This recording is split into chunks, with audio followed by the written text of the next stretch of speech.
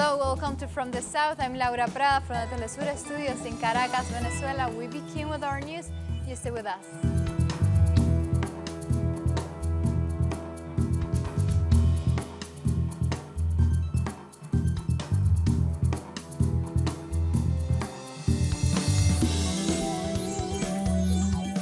Relative calm have returned to Ecuador one day after those talks with the government put an end to almost 2 weeks of massive protests that paralyzed the nation. Citizens gathered in the vicinity of the National Assembly to help with clean-up efforts, as it was here where that nearly 5 days protesters faced off with police. Starting on October 3rd, thousands mobilized across Ecuador, and protesters were met with severe violence repression from the police, which has been condemned by many international organizations. Only on Monday morning, the prefect of Pichincha province in Ecuador, Paola Pavón, was arrested at her home. It is still unknown what the charges against her are, and on her Facebook page, Pavón live streamed the moment when police entered her home and arrested her. Pavón was elected to her post earlier this year, running for the Citizens' Revolution Party, which is headed by former Ecuadorian President Rafael Correa. She is the latest political leader with links to the former president to be arrested over the past several days in Ecuador.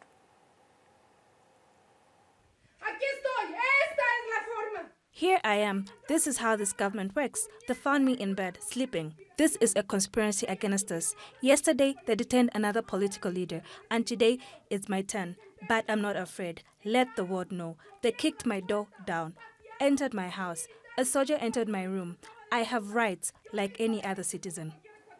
And the president of the CONAIE pointed out the movement's demand, and the ministers responsible for the last week's repression must be sacked. According to CONAIE, 10 people have been killed by the police during the protests.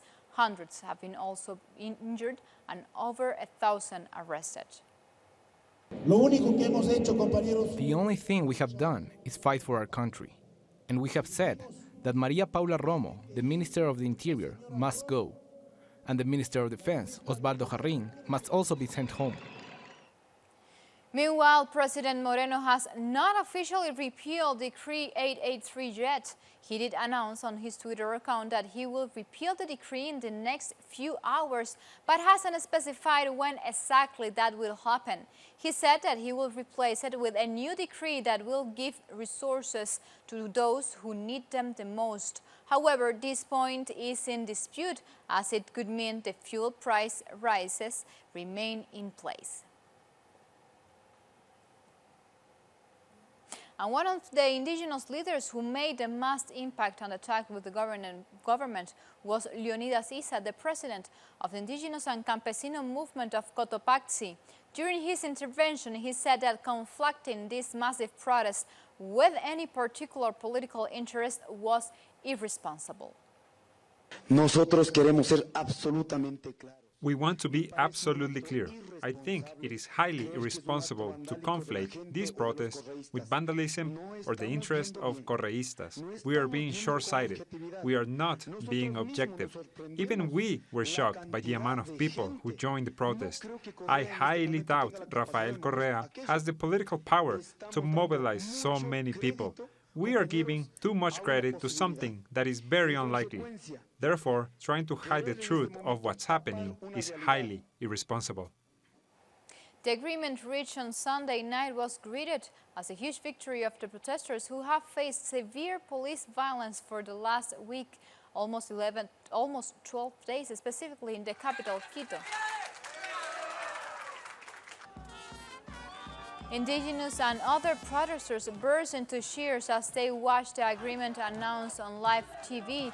On the streets, people danced and celebrated the withdrawal of Decree 883, which removed fuel subsidies, threatening big rises in the prices of all basic necessities. It's a celebration for us because we can rest easy after so many days of deaths, massacres, and other things that Ecuador has gone through. We are celebrating, but more than a celebration, it is an appreciation of the indigenous people who represented us and helped it, because this is a victory for everyone. We all hope that all these efforts that we have made over these 12 days of resistance have not been in vain. It grieves us that our brothers have lost their lives in the battle. But we hope that there won't be impunity for those responsible for these deaths, and we hope the people's mandate will be fulfilled.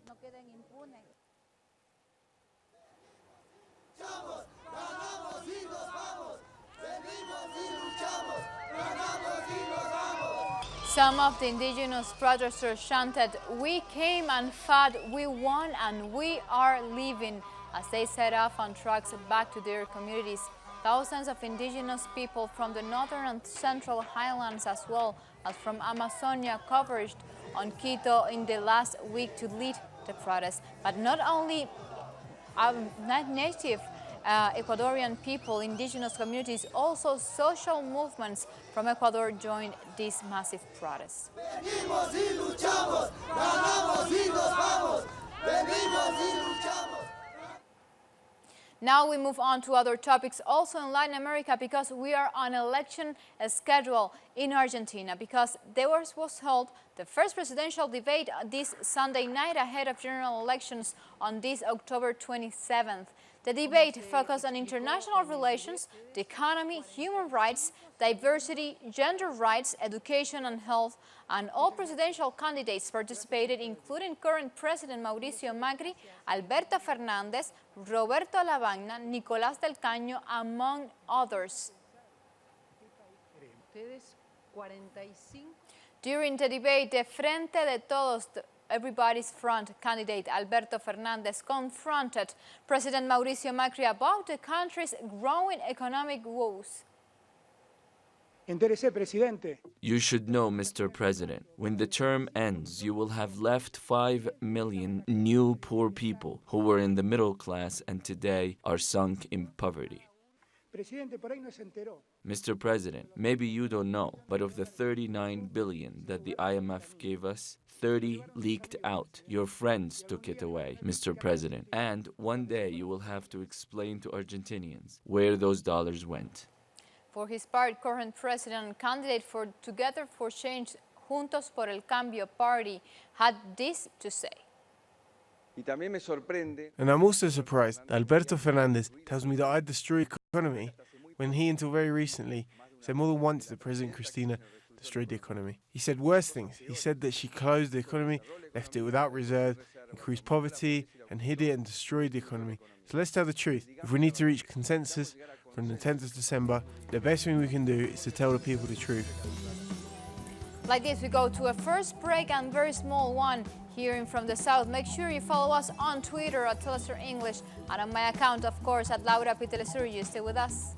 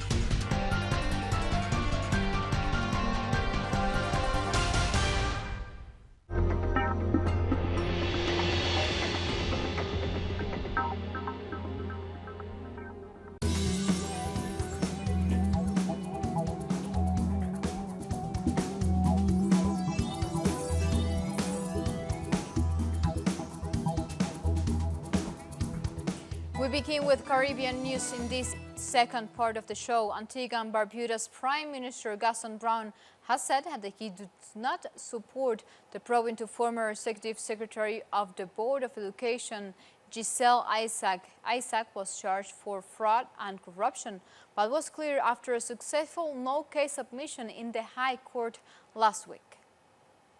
Unfortunately, there was maybe one or two individuals who were very zealous, maybe overzealous, and they went ahead and did the private investigation. And let me make it abundantly clear that the cabinet did not sanction any investigation into the Board of Education. In fact, it's one or two ministers who took it on their own to proceed with the investigation. We continue in the Caribbean, but we move on to Haiti, where tensions remain high because where anti-government protests were underway on Sunday in the capital.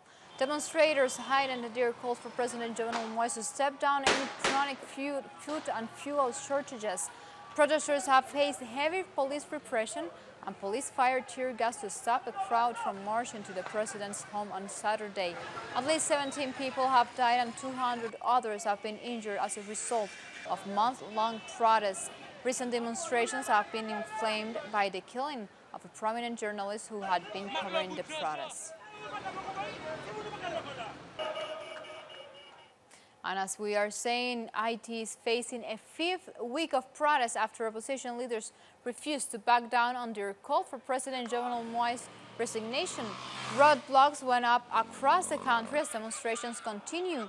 This follows Sunday's massive march led by the arts community, where some of Haiti's popular musicians and DJ called for Moise to get out. Moise's 32 months in office have been saddled with corruption allegations, soaring prices and fuel shortages, and a 22.6% inflation rate as of this month. I see that artists are out on the street because they have seen that Haiti is not going forward. They are calling for food, for health, for electricity for those who live on the margins. Those in Cité Soleil, La Saline, Carrefour Fayol, those of us in Bus 47 are with them. We are ready to step things up, to go to Juvenile and say that he has to go. And now we move on to Central America. In Guatemala, Mayan people in the Patzum municipality are being criminalized for attempting to restore their cultural heritage. What is this about? We show you next on our following story. 15 leaders from the Pantun Communal Board are being persecuted because they tried to protect their community center, which was about to be sold as a private property. We've been elected to solve these kind of issues, to care for an ancestral site like this one, to prevent the state from taking it from us. It's a shame how they're criminalizing us in this way. The communal center is an ancestral infrastructure after the 1976 earthquake. It was used for collective services like education and the Mayana Kanjikok ancestral ceremonies. Secopa was created to revitalize people, to teach classes that could provide them socioeconomic and cultural support. These were not-profit services to help our people. The Mayana Kanjako people from Pensun have long resolved conflict via dialogue, and through dialogue, they decided to restore the communal center that after 20 years had lost its collective spirit. We had a board of directors, but they only cared for their own interests. The person in charge then, Mariano Zinco, was manipulating the whole operation for his gain. The citizens were reported to the police for their attempts at reforming the board of directors, even though national law allows indigenous people to implement a community justice system. An indigenous justice system implies the existence of authorities, rules, due process, resolution of conflict. For their part, government authorities have not yet given a response to requests for comments about the case. And from Latin America and the Caribbean, we move on to Africa because Mozambicans will hold to the polls on on Tuesday to elect the country's next president. This is a test for the country's fragile peace as the Frelimo party, led by President Filipe Nyusi, prepares to relinquish some control after 44 years in power since independence in 1975. Nyusi is challenged for the presidency by former rebel leader turned politician Osufu Momade, who leads the Renamo party. In August, the two Remain parties signed a peace deal hoping to turn the page on decades of conflict.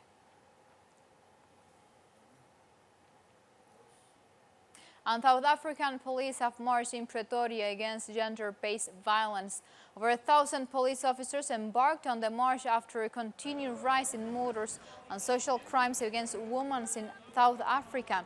There has been a rising outcry against sexist violence in the country over the last 2 months after a series of murders that took place. Members of the police who took part in the march said they took the initiative because it hurts them to pick bodies of women and children on a daily basis who are victims of domestic violence. Men in blue, when it comes to gender-based violence, we are in a dire state of emergency. Our concerted efforts to curb this scourge can wait no longer. We need an urgent shift that will govern the impact and outcomes of our concerted progressive resolutions in the fight against gender-based violence.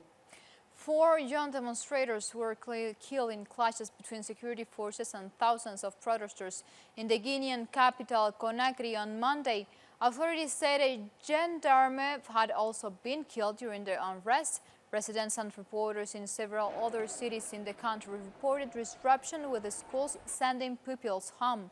Interior Minister Burema Conde said the protesters were marked by acts that threatened the lives of our citizens. Several people were arrested and the security forces are in control of the situation and calm reigns in the majority of the country.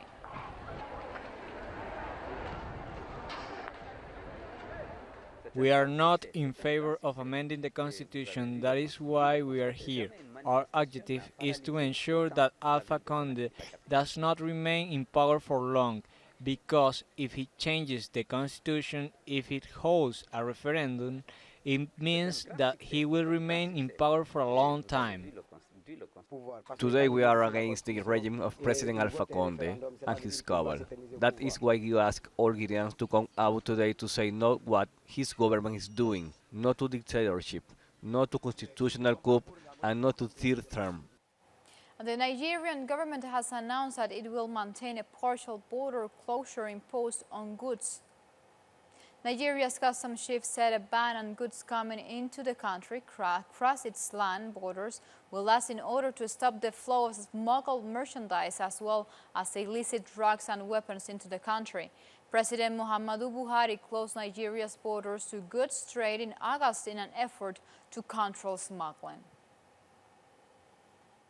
It is important to note that 95% of illicit drugs and weapons that are being used for acts of terrorism and kidnapping in Nigeria today come in through our porous borders. However, since this partial closure, the acts have become drastically reduced. Our conclusion is that the arms and ammunition these terrorists and criminal elements were using no longer gains access into the country. Time for a first break here. For a second and very short break here from the south. Make sure you stay with us. We're coming back very soon.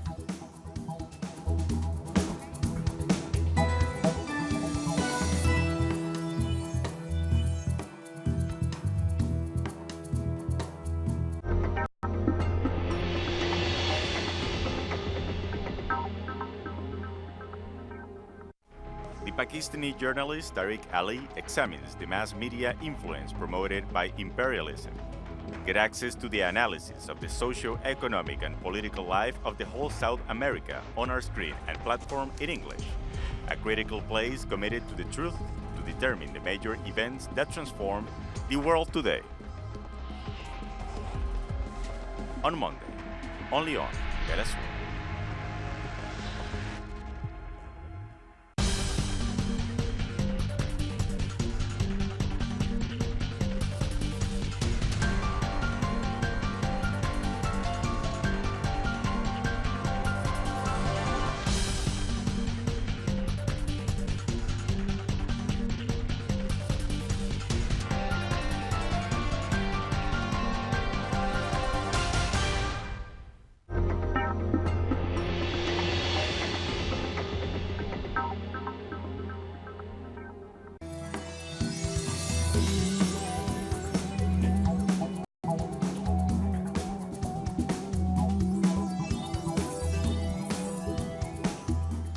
back with our news. Thousands of people are protesting in Barcelona after learning of the sentence handed down to 12 Catalan independence leaders.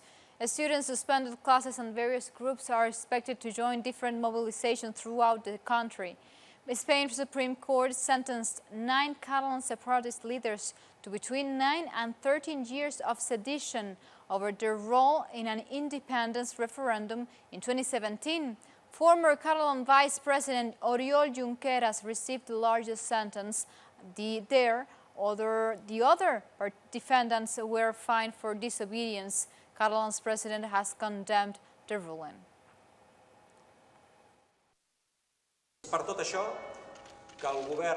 The government and myself as president reject these sentences as unfair and undemocratic, being part of a political trial and a general cause against the right of self-determination of Catalonia and independent movements. Today more than ever, we are together with their families, because today more than ever, we feel fraternal solidarity with those condemned by the Supreme Court.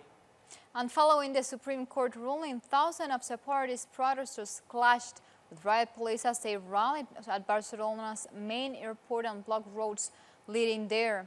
The police charged at the crowd using batons and firing foam balls. Over 100 flights were cancelled and others delayed. And the high-speed train connection between Barcelona and France was also shut down. Now, in order to have more details of what happened and what was left in Barcelona this Monday, we have the following report from our correspondent, Joan Ortiz Serra. Welcome, Joan. Please update us. The center of Barcelona has been brought to a complete halt. Most of the roads here have been blocked by people joining the protests against these sentences, which add up to 100 years in prison for the 9 political prisoners who you will remember were convicted of sedition. But it is not only here. The entrances to the city are also blocked, and many other parts of Catalonia as well. That includes the airport, where protesters called for a blockade to cut it off. As a result, we have not been able to get there, and the police are also blocking access to the airport. But protests have been taking place there, and the police have made a number of arrests. At the same time as all this is happening, the European arrest warrant has been reactivated against Carlos Puigdemont, the former regional president of Catalonia. The judge accuses him of sedition and is demanding that the Belgian authorities detain him immediately.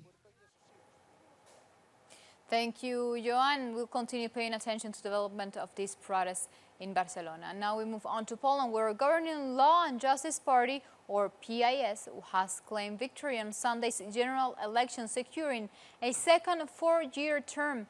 According to the Electoral Commission, the main opposition group in Civic Coalition came second with 27.2% support, followed by the Leftist Alliance.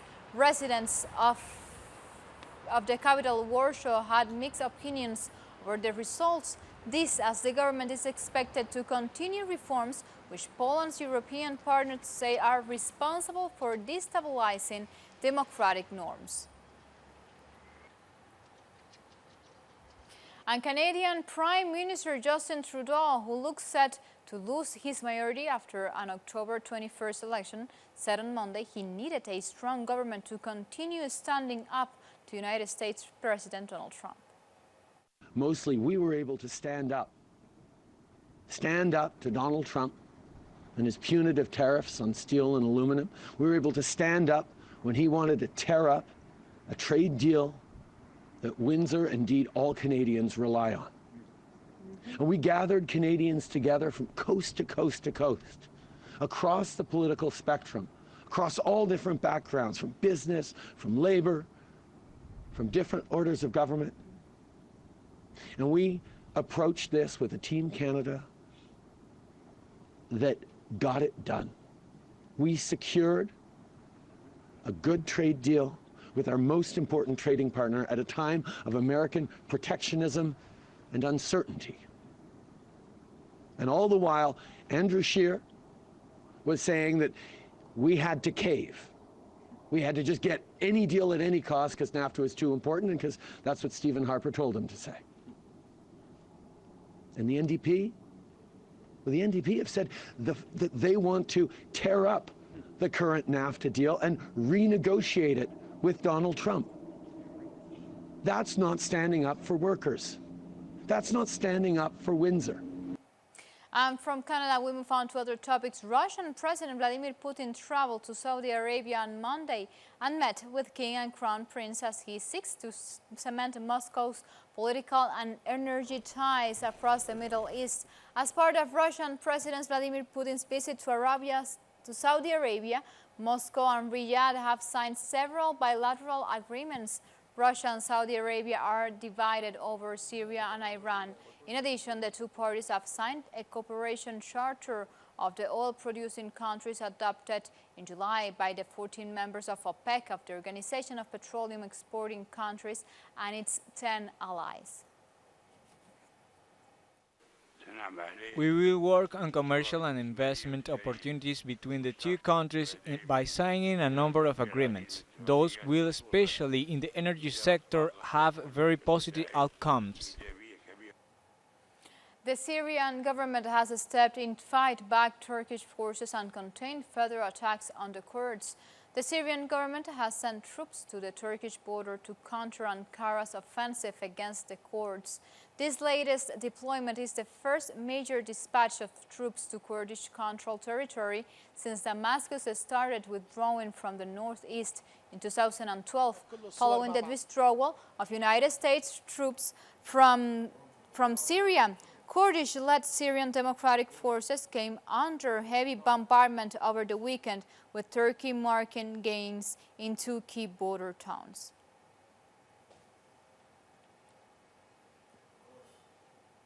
And U.S. President Donald Trump has issued an executive order to allow economic sanctions against Turkish government in line with the White House new interest. Millions of refugees have been affected by the conflicts in the surrounding region. For its part, the United States has switched sides in the conflict, abandoning their previous allies, the Kurds, to the Turkish forces advancing to northern Syria. President Trump authorized sanctions, which contributed to a plunge in the value of the Turkish currency. The president has been criticized at home and abroad for his stance on the conflict. And mobile phone networks have been restored in Indian-occupied Kashmir after a 72-day blackout. However, internet is still unavailable for both on cell phone and fixed-line networks to the region's 7 million-plus population. India cut access to mobile networks in Kashmir in early August, citing security concerns as it scrapped the region's semi-autonomous status and imposed a lockdown. Kashmir has been divided between India and Pakistan since 1947 and ever since have been a center of dispute. Without internet, mobile phones make no difference. Businesses are shut, educational institutions and schools are closed. I call on the government, if they want to restore the communication, to start internet connectivity as well. Like this, we come to the end of this news brief. Remember, you can follow us on our website, telsterenglish.net, where you can read opinion articles or watch the special interviews. Also, follow the development of important news that we are giving special coverage that what is happening in Ecuador. So you stay with us with Telesur, always together, connecting our global thoughts. Until next time, thank you for watching.